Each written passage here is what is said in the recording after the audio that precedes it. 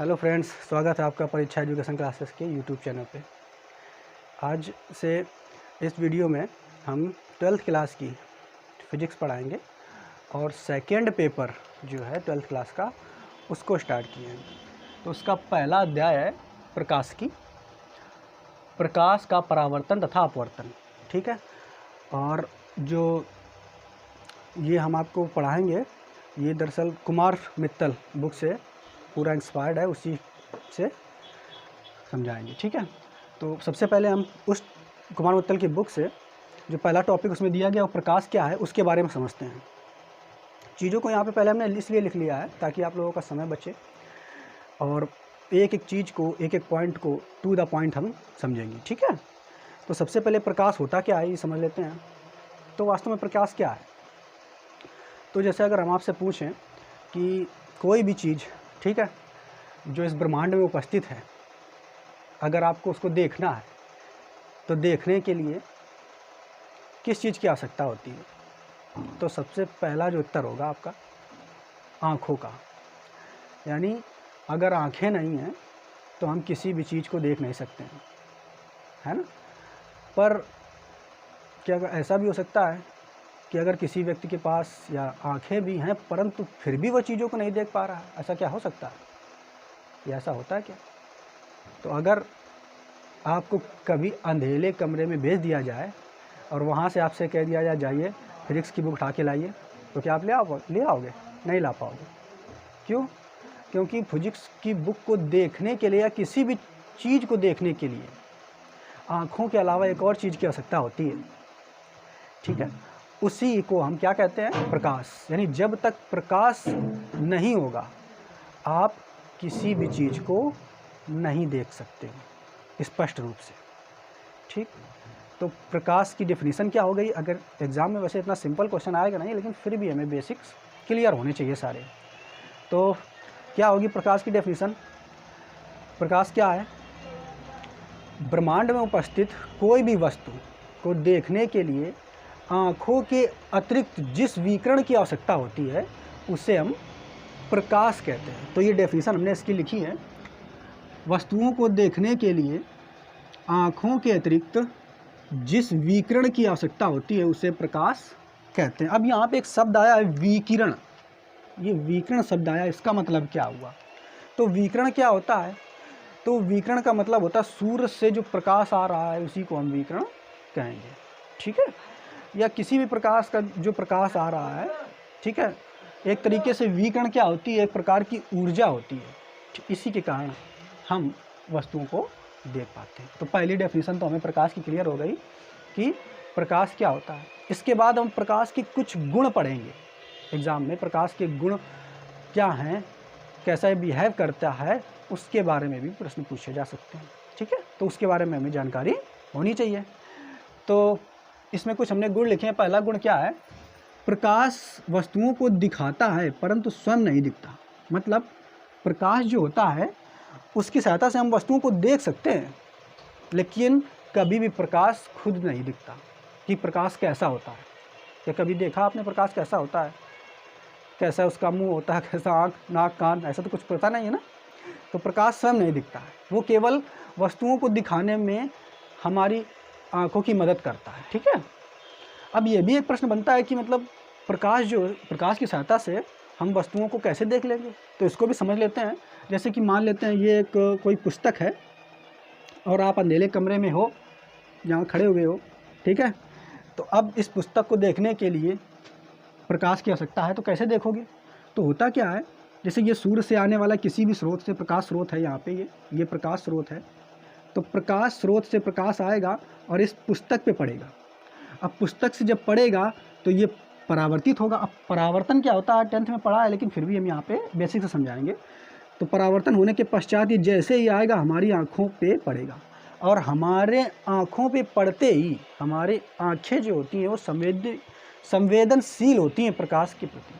तो जो ये प्रकाश परावर्तित होकर के आया हमारी आँखों पर, संवेदित हो गया, और इस कारण हमें ये वस्तु दिखाई देनी लगी। ठीक है, तो अगर कोई वस्तु तभी दिखती है जब उस वस्तु से प्रकाश निकल करके परावर्तित होकर के हमारी आँखों पर के आ करके पड़ता है, तभी वो वस्तु हमें दिखाई देती है। ठीक है, तो इसका पहला गुण तो हम ये जान चुके कि क्या गुण है, प्रकाश वस्तुओं को दिखाता है परंतु स्वयं नहीं दिखता। दूसरा इसका गुण प्रॉपर्टी क्या है वो देखते हैं। दूसरा क्या दिया गया है, दूसरे में दिया गया है प्रकाश विद्युत चुंबकीय तरंगों के रूप में चलता है। अब विद्युत चुंबकीय तरंगों के रूप में चलता है, विद्युत चुंबकीय तरंगें क्या होती हैं तो डिटेल में ये आपका चैप्टर है 12th की फिजिक्स में, वहाँ पढ़ेंगे, लेकिन थोड़ा सा हम जान लेते हैं इसके बारे में, विद्युत चुंबकीय तरंगें क्या होती हैं। ठीक है, तो विद्युत चुंबकीय तरंगें क्या होती हैं, ऐसी तरंगें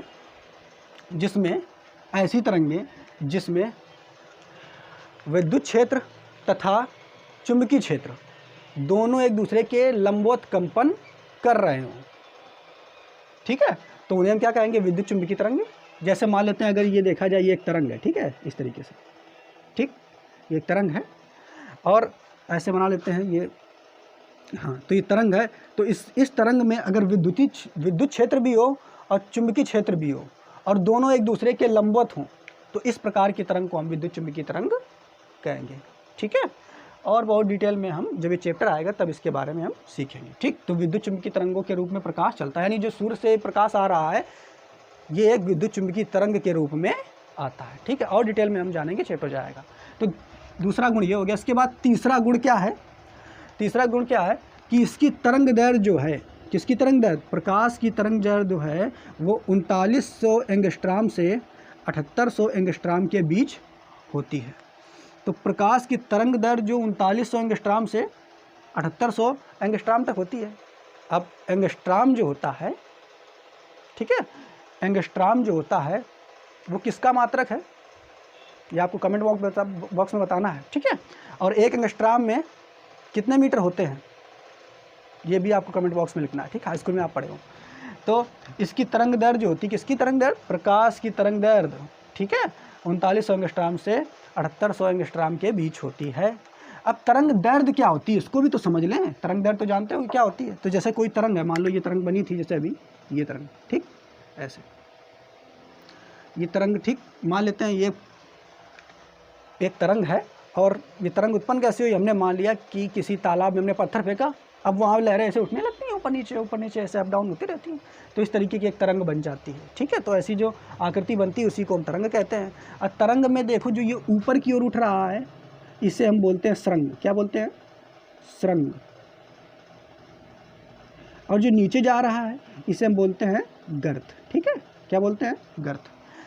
तो ये हो गया सरंग और ये हो गया गर्त। तो देखो यहाँ पे तरंग स्टार्ट कहाँ से हुई, अगर देखा जाए तो तरंग यहाँ से स्टार्ट हुई, मान लेते हैं यहाँ से स्टार्ट हुई, ऐसे स्टार्ट हुई, ऐसे चली होगी, फिर ऐसे नीचे गई, फिर ऊपर गई, ठीक, ऐसे।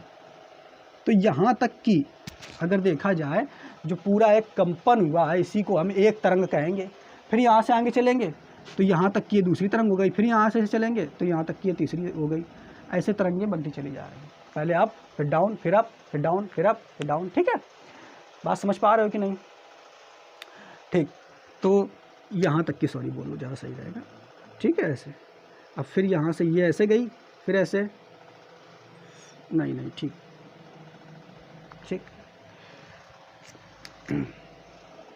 हाँ, तो ये एक तरंग हुई, ये क्या हुई, एक तरंग। ठीक है, तो एक तरंग तो समझ में आ गई, बाकी बहुत सारी तरंगें हैं। ठीक, तो एक तरंग दैर्घ्य क्या होती है, एक तरंग दैर्घ्य क्या होती है, तो जैसे कोई अगर तरंग है, ठीक है, तो ये मान लो लगातार तरंग है, इसका ये भी सरंग है, इस तरंग का ये सरंग है, इस तरंग का ये सरंग है, ठीक, ये इसका गर्त है, ये गर्त है, ये गर्त है। ठीक है, तो हम तरंग दैर्घ्य जानना चाह रहे हैं क्या होती है। तो कोई तरंग दैर्घ्य क्या होता है, यदि कोई तरंग दी गई है तो उसके दो समीपवर्ती सरंगों के बीच की जो दूरी होती है, सरंगों के बीच की दूरी, इसी को हम क्या कहेंगे, तरंग दैर्घ्य। क्या कहेंगे, तरंग दैर्घ्य। किसी तरंग में उसके दो सरंगों के बीच की दूरी को हम तरंग दैर्घ्य कहेंगे। या फिर किसी तरंग में उसके दो गर्तों के बीच की दूरी जो होगी उसे हम क्या कहेंगे, उसे हम तरंग दैर्घ्य कहेंगे। यानी इसका मतलब हुआ ये दूरी और ये दूरी आपस में बराबर होगी। ठीक है, तरंग दैर्घ्य क्या होती है, किसी तरंग में दो तरंगों के बीच की दूरी तरंग दैर्घ्य कहलाती है, या फिर दो गर्तों के बीच की दूरी तरंग दैर्घ्य कहलाती है। अच्छा, अब एक चीज़ और समझ लेते हैं। जैसे एक तरंग ये है, देखो, सॉरी साफ नहीं बना, एक तरंग जैसे ये है, ठीक है, कितने पास पास है, ये कितनी दूर दूर है। तो यहाँ पे अगर आप देखोगे तरंग दैर्ध्य, तो इसका अगर तरंग दैर्ध्य देखोगे तो छोटा सा है, यहाँ बड़ा सा है। ठीक है, बात समझ पा रहे हो कि नहीं? ठीक, अब तरंग दैर्ध्य फिर आवर्ती क्या होती है, ये सब चीज़ें आगे जब ये तरंग चैप्टर आएगा तो उसमें हम सीखेंगे। ठीक है, तो यहाँ तक हमें समझ में आ गया तरंग दैर्ध्य क्या होती है। फिर उसके बाद अगला पॉइंट क्या है, प्रकाश का गुण। निर्वात में प्रकाश की चाल 3 × 10⁸ मीटर प्रति सेकेंड होती है। 3 × 10⁸ मीटर प्रति सेकेंड होती है निर्वात में प्रकाश की चाल। निर्वात का मतलब क्या होता है कि शब्द है निर्वात। ठीक है, एक शब्द है निर्वात, तो निर्वात का मतलब क्या होता है, खाली जगह, एकदम खाली जगह। ठीक है, तो वहाँ खाली जगह कुछ भी उपस्थित ना हो, हवा तक भी। ठीक है, तो निर्वात में प्रकाश की चाल 3 × 10⁸ मीटर प्रति सेकेंड होती है। यानी जो सूर्य से प्रकाश आता है, ठीक है, तो उसकी चाल कितनी होती है, 3 × 10⁸ मीटर प्रति सेकेंड। ठीक, और ये रफ्तार जो है बहुत ज़्यादा होती है, 3 × 10⁸ मीटर प्रति सेकेंड बहुत ज़्यादा है। ठीक है, बात समझ पा रहे हो कि नहीं? अगर देखा जाए तो इसको हम कह सकते हैं किलोमीटर प्रति सेकेंड। कितना, इकाई, दाई, सैकड़ा, हज़ार, 10,000, लाख। 3 लाख किलोमीटर प्रति सेकेंड। मतलब प्रकाश जो होती है 1 सेकेंड में 3 लाख किलोमीटर दूरी तय कर लेती है, 1 सेकेंड में। सोचो कितनी ज़्यादा रफ्तार प्रकाश की होती है, समझ पा रहे हो कि नहीं? 1 सेकेंड में 3 लाख किलोमीटर प्रकाश चल लेता है ना? तभी तो इतनी दूर से प्रकाश जो है पृथ्वी पर आने में 8 मिनट कुछ सेकेंड लगते हैं, है ना? तो 1 सेकेंड में कितने किलोमीटर चल लेता है, 3 लाख किलोमीटर। इसकी रफ्तार भी आप याद कर सकते हो। ठीक है, इसको हमने ऐसे बदल दिया है। ठीक है, इसके बाद क्या लिखा हुआ, पदार्थिक माध्यमों।